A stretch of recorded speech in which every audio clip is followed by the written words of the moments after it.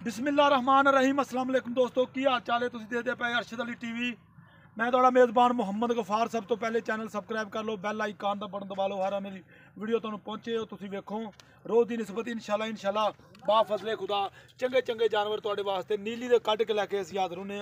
अज माशाल्लाह फिर मूँह दोंदी या चौगी झोटी सूई सी ते असीं गए पहुँच बरीकियां चैक कर लैनियां, वंडां चैक कर लैनियां ने, माशाल्लाह पंडां दे हवाने चैक कर लैने ने, मगर इहदे की आ सारा मामला सारियां गल्लां बातां तुहानूं इंशाल्लाह पुछ के दसांगे। हर शै कैमरे की नज़र अल्लाह के हुक्म नाल बिल्कुल इंशाल्लाह इनू नीली कहा जाता। इस कोई वाधा घाटा कोई कमी कताई नहीं। इंशाल्लाह बरीकियां हर शै तुसीं चैक करनी इंशाल्लाह। रोक यार इनू नीली दे बटन ए वंडां पंडां दे हवाने ये थल्ले ने ए वेखो।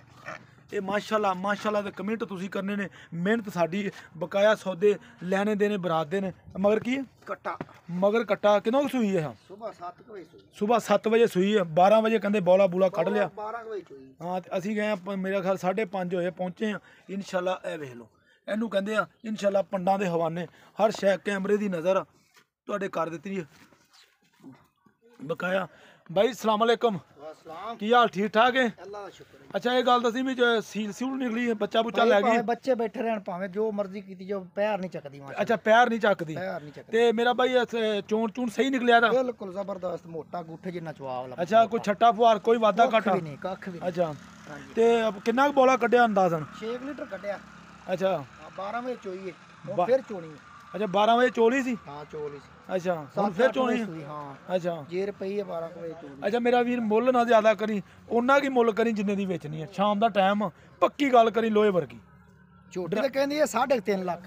3.5 लाख? हाँ जी। नहीं जिन्ने दी बेचनी वो गल कर। 3 लाख ते 40,000 दी देंगे। 3 लाख 40,000 लो जी 3 लाख ते 40,000 कहता देंगे बकाया इंशाल्लाह तुहाडे सामने सारे मामला। इधर टोर थोड़ा चिट्टियां अखां ने बिल्कुल चूरकुंडे सिंह ने अजे मोड़ के पूरे नहीं लाए बकाया इंशाल्लाह तुसीं वेख ही रहे जे। अज सुबह सूई पंडां दे हवाने इनू कहा जाता बकाया सारी मामला सारियां गल्लां बातां ये तुहाडे सामने बरीकियां माई दियां। माई नू कद कवाड़ हर शै।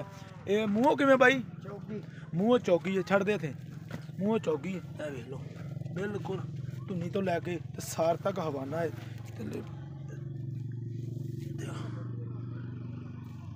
राबता नंबर होंदा 0300 780 3326। इस नंबर ते व्हाट्सअप बनया। ए देखो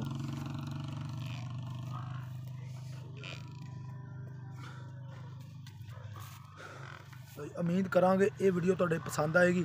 लाइक तो शेयर जरूर कर लेनी। मिलते हैं अच्छी तो बेहतरीन वीडियो नाल। अल्लाह निगहबान पाकिस्तान जिंदाबाद।